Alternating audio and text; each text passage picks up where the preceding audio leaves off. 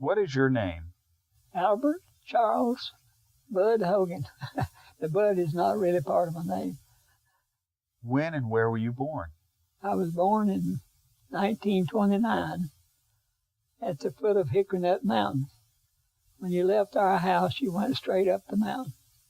And this was a pretty good sized mountain, probably over 1,000 feet of elevation. Mr. Hogan, please tell me about your family. Well, I was from a large family. My mother's family, there was 12 children in it. My dad's family was only 4.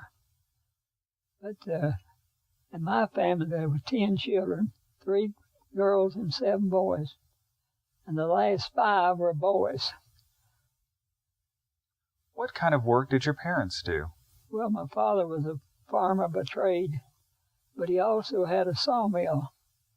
And he would move the mill to, if somebody wanted their timber cut, and it was big enough property, a piece of property, he would move the mill to the area and cut the lumber for them on their property. He did keep it stationary at home and haul logs in from other areas to saw up into lumber. So that helped keep money in the family. In other words, the farm was just to keep us alive, but he made a little money with the sawmill. He cut ties for the railroad was one of the things he did. And it's kind of odd that the First Baptist Church, the second church that we had, he cut all the timber for that church in 1928. Now, your mother was a canning expert, is that right? I would say so. She got hooked up with the Home Demonstration Club back in the 30s, and they taught her a lot. But she was a person that couldn't stand to see something go to waste. She wanted to put it in a can or save it somehow. So we ate good. We didn't have any money, but we ate good. I can truthfully say that I never went to bed hungry. Where did you go to school? Old Fort. Now, they had schools at one time in every community, like Cherry Springs and Old Fort, or Bethlehem, and areas like that. Every community had a school. And in 1932 or 33, they combined all of these schools, and everybody came to Old Fort or Marion. And I've spent my entire life at the Old Fort School. Started in 1935 and graduated in 1947. I was in the first class. It went 12 years. The new class was between 7th and 8th grades. We got new books and everything. Of course, we didn't like it then. I have to ask, did you like school? No, absolutely not. I wish I could go back now and get the learning I should have in the school, but I couldn't. I didn't like school. It's too confining. Now, you lived in the country, but you also lived in the town of Old Fort. So that's right. We lived in the country. My dad, Bruce Court, and mother were both raised in the Bethlehem community. And they built a house in 1916. And the flood didn't get it, but it got close. But we lived out there until, let me tell you about the service boys first. There was 8 people involved in my family that were affected by World War II. Had 5 brothers and 3 brothers-in-law. All were in service. I lost a brother in the South Pacific in 1943 and lost a brother-in-law in the States on an accident in 44. So we were really hit by the World War II. But they were all in service except me and my oldest brother. And when they all went to service, we moved to town, in what they call New Forts, right where the interstate is now. And that's where I spent the last 3 or 4 years until I got married. But all those boys came back except the one and the brother-in-law. Can you tell me how your family found out about your brother passing away? Well, we got to come to town. One of my brothers left his car. He didn't sell it before he went in service.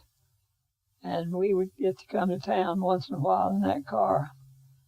And we came on a Wednesday night, and I was in the movie theater. And the man that was on the telegraph got the telegram, and he knew I was there. And he came, had him to come and get me, and I went outside. I was only 14 years old. And I actually got the telegram my brother had been killed. It wasn't missing or anything. We regret to inform you that your son has been killed. Has been killed in action. So it was a tough time. He was well known here in town. He ran a store. I think they were having a revival at First Baptist, and it was announced there. And that happened about 8 o'clock. I'd say about 11 o'clock we had 50 people at our house with condolences. Tell me about that home that you lived in when you lived in town. Okay. It's about, I think the lot was only 50 feet wide and 150 feet long. You just barely could get a car on it beside the house. And we paid the whole sum of $1,800 for that house and lot. And it's a pretty good house, 1.5 stories. What happened to those houses and homes around that area where your house was at? Interstate 40. There was, right around our house, our community, we were outside the city limits, but there was 19 houses destroyed or moved. A lot of them were moved because they were pretty good houses. In fact, the house I'm living in today was moved about a quarter of a mile and set up on another lot away from Interstate 40. But every time I get on that road, I think how lucky we are to have Interstate 40 in our neighborhood. But it caused a lot of problems. Our parents bought a house from a fellow's in service because he didn't need the house. So we bought it and moved it a couple of blocks. And it's still there in good shape. After high school, what did you do? I got out of school on Friday the 15th, and I heard there was going to be an opening in one of the new plants coming to town. And I went down and talked to the superintendent. He says, come back Monday, the manager will be here Monday, and you can talk to him. So I went down, and it was a clerical job, and told him who I was, what I was doing. I think he already knew more than that. And about 10 minutes, he said, when do you want to go to work? I said, well, I'd like to have a week off. He said, okay, come in Monday week. And I'm going in the same building today. What was the name of the business when you started? It was owned by United Merchants and Manufacturers, which was a large textile company. And they built Old Fort Finishing, but the plant I worked at got started in production before the finishing plant did. And kind of something I'm proud of. The man that hired me was a manager of this little plant with about 25 people, employees. He later became president of United Merchants and Manufacturers with 37,000 employees. He died with a melanoma, but he was quite a man. And I have to say I learned a lot from him. Some of it I didn't like too well, but he was right. How did your career advance with that company? Well, I kind of made my own job. I was a clerk, but there was need with more intelligence than that. And I got to be a production manager, which is responsible for keeping yarn on the machines, the right kind of yarn and everything. And then I was made superintendent several years later, and I was made manager in 1972 when the present manager retired. There was a big event in 1981 that concerned the manufacturing plant that you worked at. Can you tell me about that? Well, they gave me I don't know what you would call it, but it was a policy they had. If they closed the plant, they gave you so much for the years of service you had given them. I had 34 years of service, so I got around $34,000 as a retirement for closing the plant. And I thought about trying to buy it. And I went to the local bank, talked to them, and they brought a man down from Asheville. I first thought I was building apartments, these subsidized apartments, and I thought maybe the Farmer's Home would loan the money or back the money. And I asked the local bank manager if the bank would loan me the money if they'd back it. He said, "Oh yeah, we'd be glad to." We talked about it for some time, and later on he said, "I've decided that we don't need Farmer's Home. We'll loan you the money." So we borrowed about over nearly $500,000, bought the plant, 7 acres of land, a building of probably 50 or 60,000 square feet, and all the machinery, and started operation. And it was successful, I'll have to say. We made money from day one until 1995. The product just didn't sell anymore. So we closed the operation and sold the machinery. But it so happened that Janesville Acoustics was looking for a place because they furnished a lot of carpets, but the carpet backing to C&A to go in the automobiles. And they wanted to rent the building, so I rented part of it, and then later on, as we sold out, we rented more land to them. And I've always been a little ambitious, and they had a big warehouse, nearly 100,000 square feet, at the back of the property. And I found out that American Thread wanted to rent a space for their domestic sales. So they rented it for 5 years. And I was hoping they were going to keep it for 10 and pay for it, but in 5 years they moved out. But Janesville wanted more space, and everything just worked out. We had property, and Janesville needed it. And Janesville's still in our building down there now. When I went to work at the plant, we had 18,000 square feet.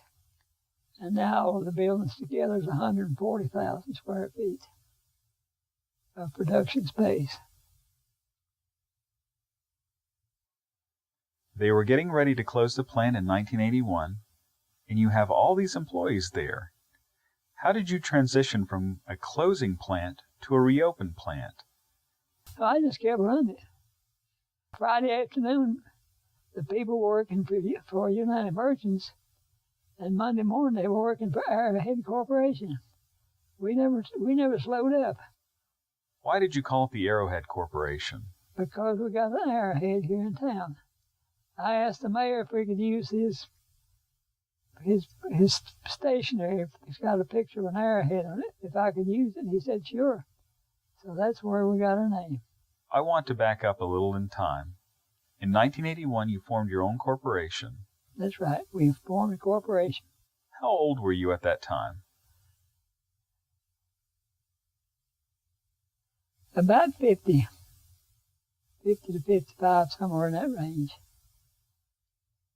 Well, I was in my prime then. 50 years old or 60, I was in my prime. I was ready to go.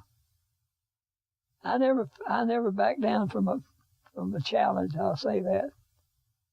If it was a challenge, I was ready to do it. I can't believe what I did. At one time, I was treasurer of the church, which was a pretty big job, First Baptist. I was on the board of the alderman, running the plant. My daughter was sick, and I don't know how I did it all. but I did somehow. Now I don't do anything. I just relax. You also built some apartments in Old Fort. Yeah, I was the first. I built the first apartments. There was some under construction before I started for Area C, I think they call it, which is McDowell, Rutherford, and I can't remember the other counties. There's a couple more counties west of Rutherford. I only built 12 units, so that's about all I could afford to get involved with.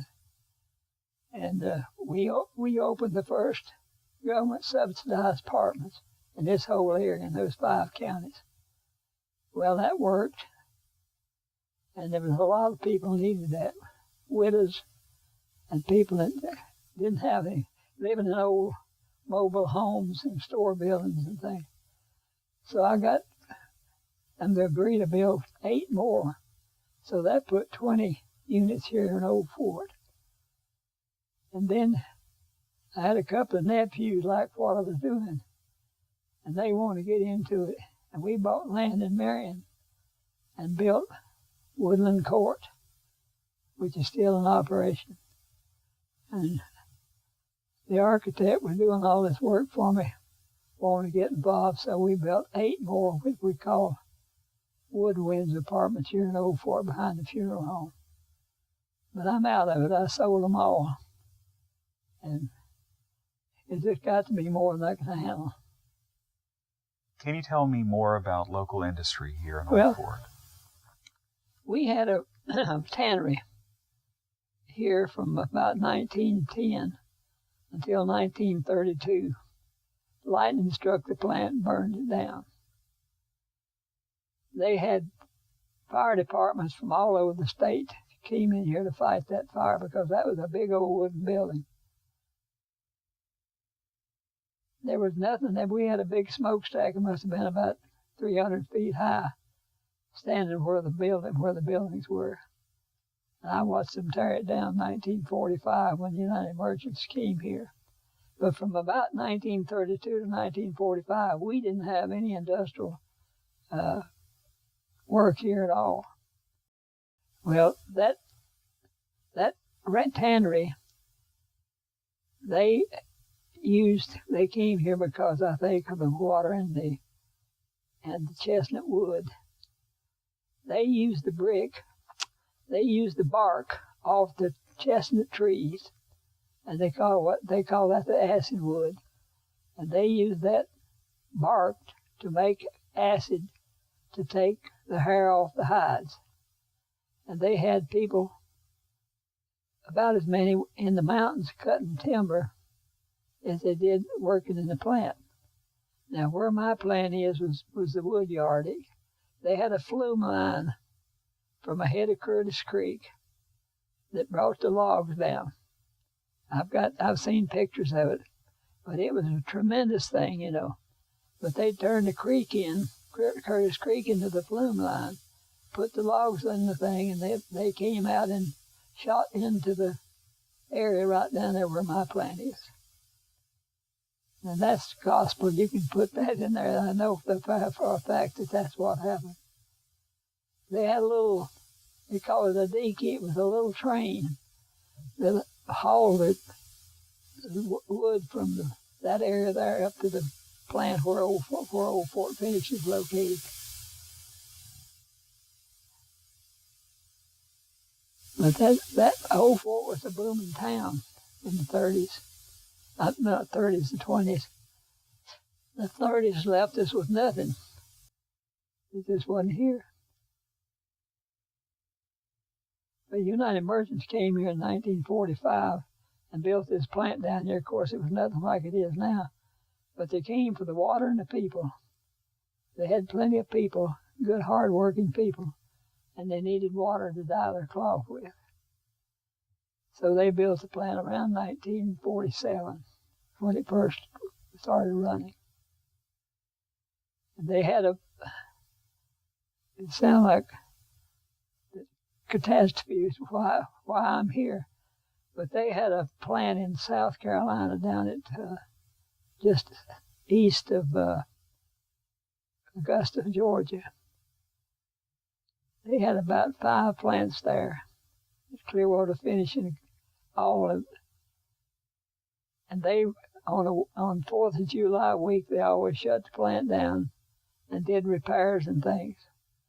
Well, somebody closed the valve for the sprinkler system, and the lightning struck the building. And of course, they didn't have no water to fight it with. It burned down.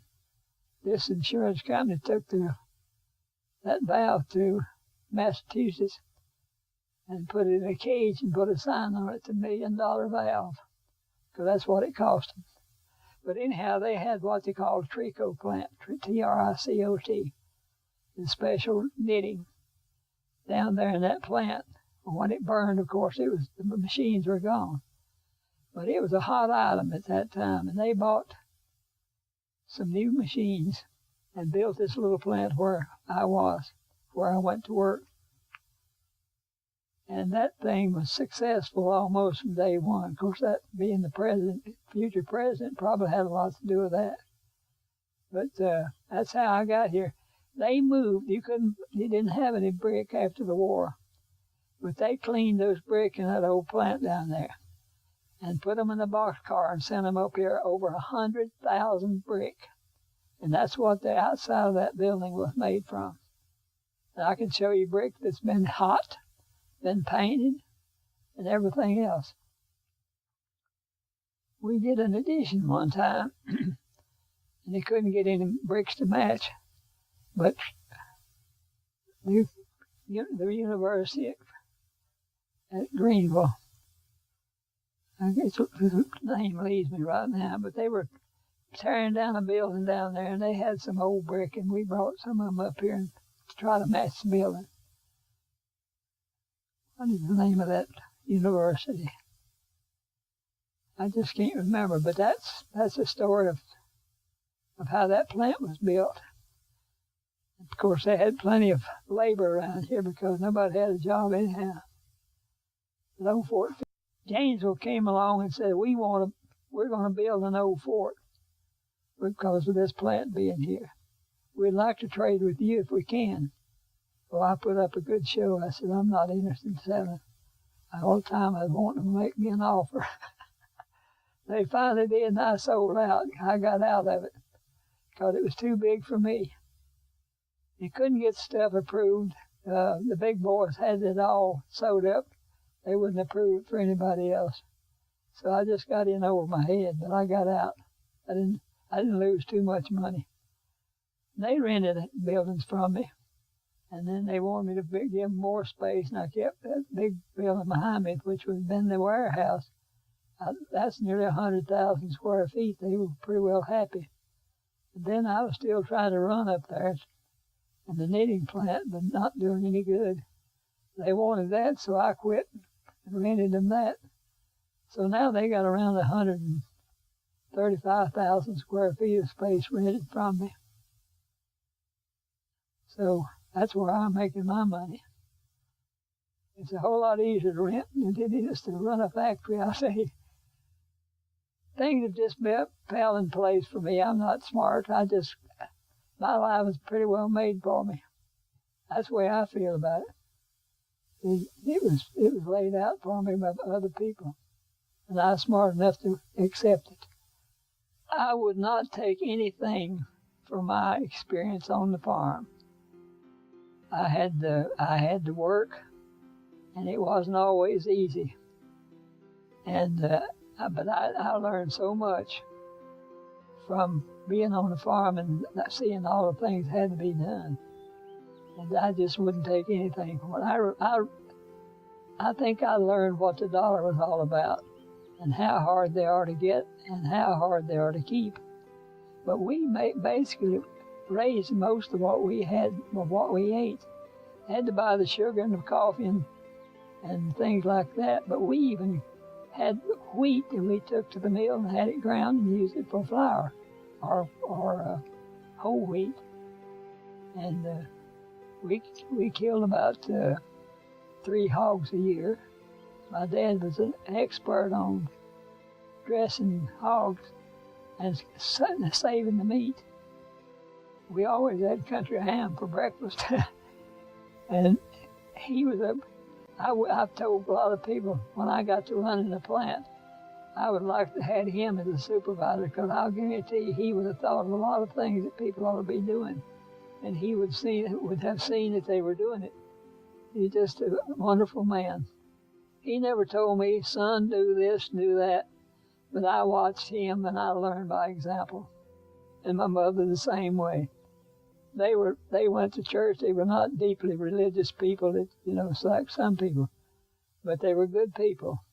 And he was like I am. He'd rather help somebody than see him suffer.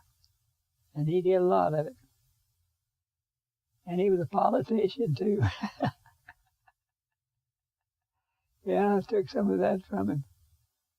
He was a politician? He was a strong believer in the Republican Party. He didn't like the things that Roosevelt was doing. He said it's not right to give people when they ought to be working. But probably the worst thing about it is he didn't realize they couldn't work. They had nothing to do.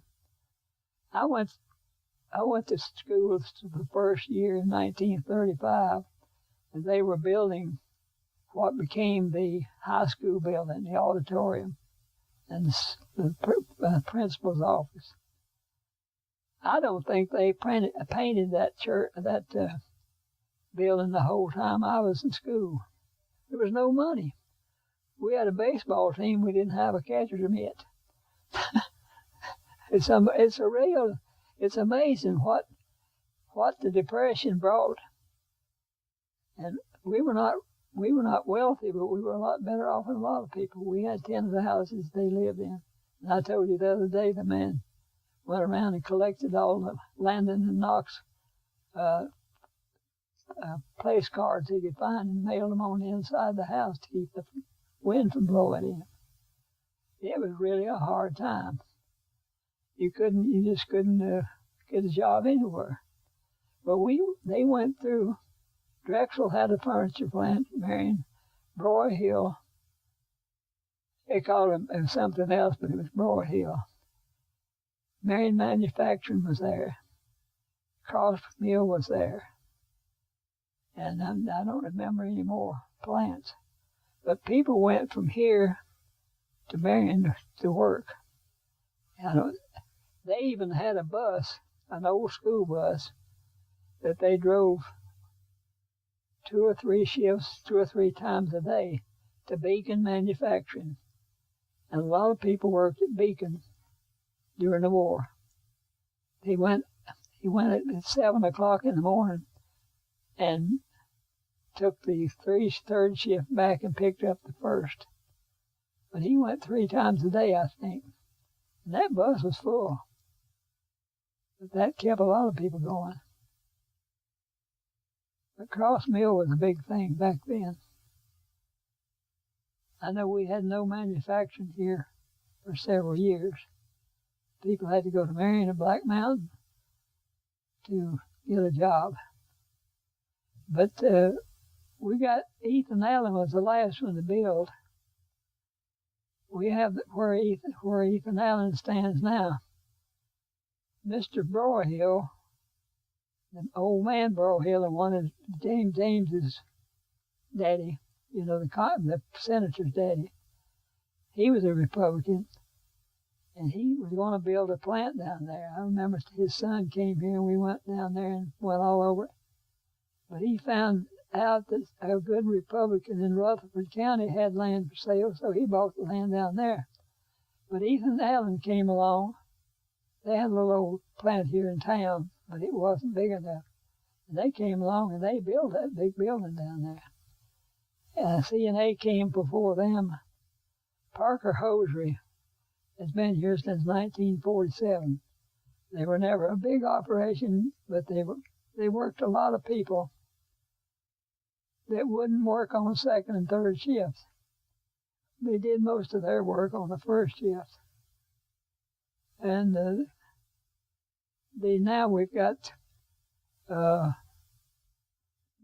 this, I don't know what they call that place now, but they They make fences for big estates. Is that different than, I'm thinking of carriage house? That's it. Mr. Hogan, how did you meet your wife?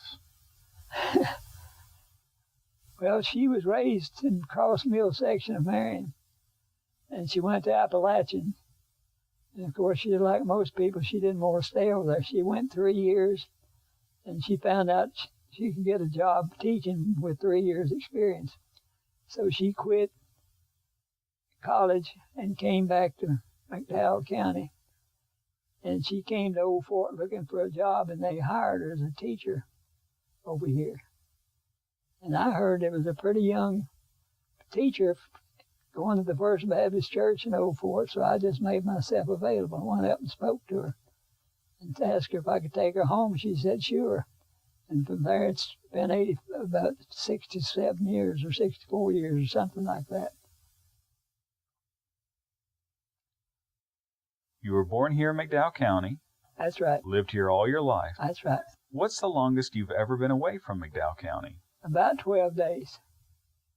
I went on a vacation that lasted over 2 weeks.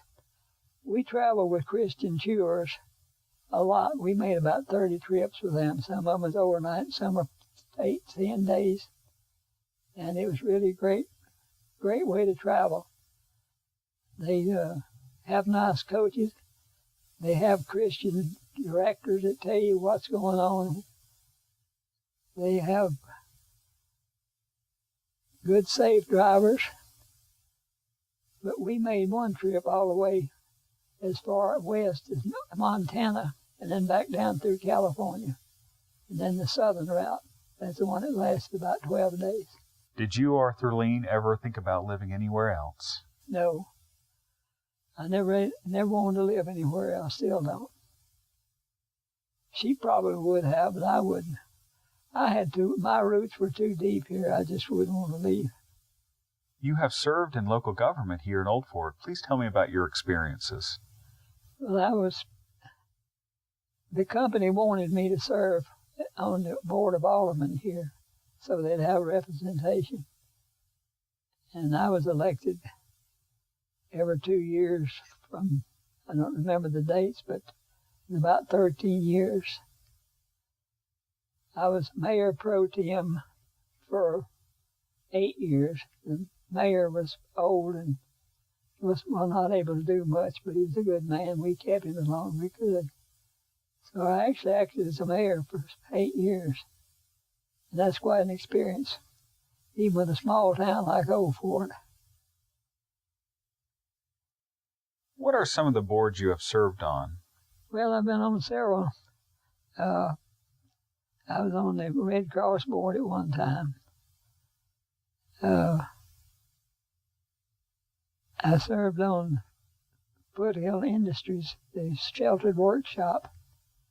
I probably got more good out of that than anything else. We provided for people that couldn't hold a job somewhere else, and we tried to train them to where they could hold a job. That was the purpose. I was on the McDowell Foundation. I was on South Mountain Institute. I was something about the aged. I was on a board. They got money from United Way and everything. Was it the Council on Aging? Council on Aging, I guess is what it was. I reckon that's all. Today we're sitting in the A.C. Bud Hogan Community Center. Can you tell me how this building came about? Well, I decided that I should be doing something to help other people, so I started delivering Meals on Wheels. And I did that for about 12 years. But the building, and if it hadn't been for that building, we wouldn't be here today. But the Presbyterian Church let us start this program in their church. I don't know what kind of room it was, but it's just a part. It wasn't a sanctuary; it's another room. And they stayed there, and I think they paid them some rent. But if that hadn't happened, we wouldn't be here, because this would have never been built. Well, they had a lot of problems with the roof leaking and the toilets not working. And The two ladies in charge stayed after me, find us a place to have our services. And I did. I looked everywhere.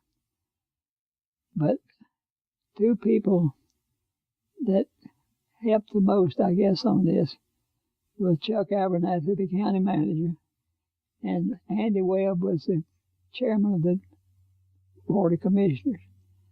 They came up here one cold, windy day in March, about night, I can't remember now the time. And we went all over Old Fort and surrounding areas because we wanted where we'd get water, sewer, and things. We didn't find anything. And I asked Chuck, I said, if somebody gave you a lot, would you put a senior center building on it? He said, I think I would. He had done this with the library. Somebody gave him a good lot over there, and he built a building. So from that, we started working to try to find a lot. This lot here was available. It was too high, but I thought, I can do this. I can buy that lot, and I'll give it to the county, and they can build on it then. And that's what happened. There's been a lot of good people worked in it. They kind of set some standards, I think Chuck did. He wanted us to raise, the town to raise $150,000 toward the building. And I don't know whether we ever raised that much or not. We did raise, and count my money, over $100,000. And I think the county put about $600,000 in the building. So that the town worked on it, the people worked, and these ladies that run the thing worked. They got good people running this thing. Nobody can complain about the service here because they really take care of us. It's hard for me to say I'm going to be here next Friday. So I usually call the morning off the day that I'm coming and say, we got space. Oh, yeah, come on, we got space. I've never been turned down yet. So it's a little more bother to them. They usually go around during the meal and ask who's coming tomorrow. And if I know I'm coming, I do tell them. I tried to get them to let me buy them a walk-around telephone, but they said they had one. So I didn't want to cause them any trouble, but that's the way I do it. I probably come half the time. But we got people that come every day unless they're sick. Several. Some of them could get by without it, but a lot of them could not get by without this place. It's really been a blessing to a lot of people. Mr. Hogan, what advice would you have for a young person today? Well, first of all, get an education. More than I got. I made my own education. I think I'm self-educated. Get involved with a church. Learn to speak to the public, not just one or two people, but to the public. And as soon as you get through your education, start a fund, either stock market or your banks or something. Start putting money away. And if you'll do that, when you get ready to retire, you'll have money to live on. What would you like people to remember about you? He was honest. I think that would be enough. I never took anything from anybody that didn't belong to me. And it's helped me in life, too. I can assure you that I'm better off today financially if I'd have been crooked. I had one customer that I sold a lot of almost junk cloth to. He lived in California, was married to a Mexican girl, and he was buying 100 pieces of cloth from me and sell them one at a time to the Mexicans. And he said, you're one of about 3 people that we don't require a signed contract with when we buy cloth. We take your word for it. I think he sent back one piece of cloth to me that was not good. It was seconds. Should have never been zipped. So I gave him his money back on that. Mr. Hogan, thank you for letting me interview you today. Well, it was not easy for me to decide, because I'm not a PR man, as you probably know, that I just don't get into that. But I'm glad I did it now. I tell you, you and the manager, county manager, are two good friends of mine, and I want to keep you as friends. I really do.